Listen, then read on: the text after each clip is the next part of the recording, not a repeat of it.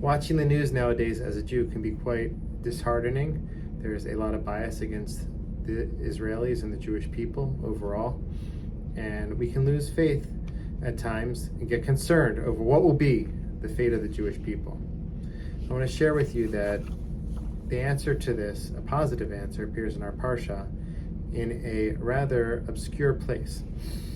In chapter 23, verse 2, it says that Avram went to eulogize Sarah, Velivkota, and to cry over her, to mourn over her. And in Velivkota, the kaf is smaller than the other letters.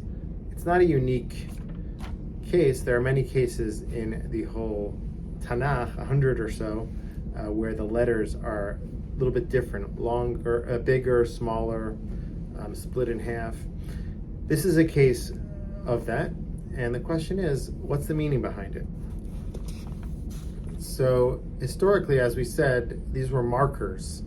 There are 100 or so in the Tanakh, and they marked different things. Sometimes the larger ones marked where to emphasize, or the smaller ones might have marked when to read and when to how to read something in a certain way and how to write it in a certain way, kri v'ktiv.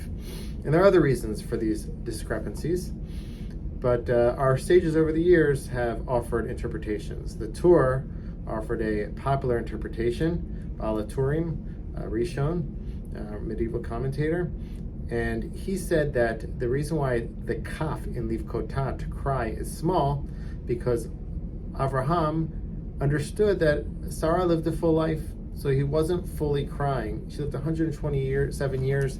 She fulfilled her mission in this world, so he was crying, but not as much, because he knew and was comforted by the fact that she lived a full life. Another explanation is offered by Rav Hirsch.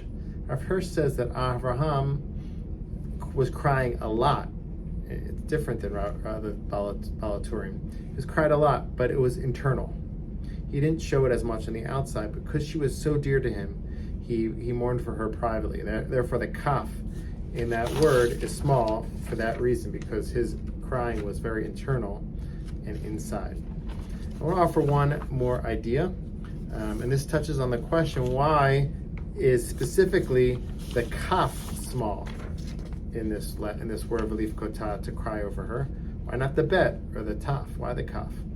So the word kaf means hand, palm. Palm is your kaf yad. Perhaps those who are mourning for Sarah at this moment were mourning over the fact that how's Am Yisrael going to do our mission now without Sarah? Sarah was our palm. Sarah would extend her palm to everybody. Sarah enabled us to fulfill our mission as a light to others, as a generous nation who gives and continues to give and helps converts come closer to our nation. So now the kaf is smaller. And we have Avraham. We still have the lessons that Sarah taught us, but the kaf is smaller because Sarah's gone. And maybe they were sad over this at that time, wondering what's going to be. The answer to that, however, appears right afterwards. Rivka is found to be the fitting wife for Yitzchak, and she comes and she restores all the blessings that Sarah left upon her passing. Now Rivka brought them back, and Rivka did it with her hands. She drew water from the well in order to give to Eliezer, Avram's servant, and from this we knew that Rivka was the proper match for Yitzchak.